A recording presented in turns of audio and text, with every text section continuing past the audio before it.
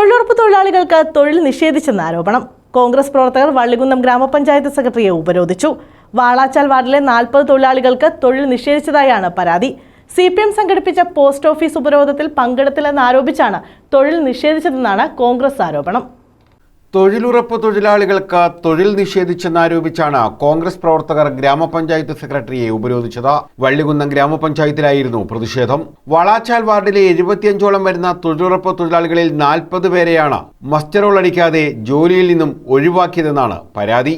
CPM കഴിഞ്ഞ 10-ന് സംഘടിപ്പിച്ച Vallikunnam post office ഉപരോധത്തിൽ പങ്കെടുത്തില്ലെന്നാരോപിച്ചാണ് തൊഴിൽ നിഷേധിച്ചതെന്ന് കോൺഗ്രസ് ആരോപിക്കുന്നു. ഏതാണ്ട് 45ഓളം വരുന്ന തൊഴിലാളികൾക്ക് അവരുടെ തൊഴിൽ നിഷേധിച്ചുകൊണ്ടാണ്, അതായത് ഈ സമരത്തിൽ പങ്കെടുത്തില്ല എന്നുള്ള ഒറ്റ കാരണത്താലാണ് ഈ 45ഓളം വരുന്ന തൊഴിലാളികൾക്ക് തൊഴിൽ നിഷേധിച്ചുകൊണ്ട് ഇവിടെ മസ്റ്ററോൾ അടിക്കുകയും അവരെ പണിക്കിറക്കാതിരിക്കുകയും ചെയ്ത സംഭവത്തിൽ കുറ്റക്കാർക്കെതിരെ നടപടി ആവശ്യപ്പെട്ടായിരുന്നു കോൺഗ്രസ് പ്രവർത്തകർ പഞ്ചായത്ത് സെക്രട്ടറിയെ ഉപരോധിച്ചത്.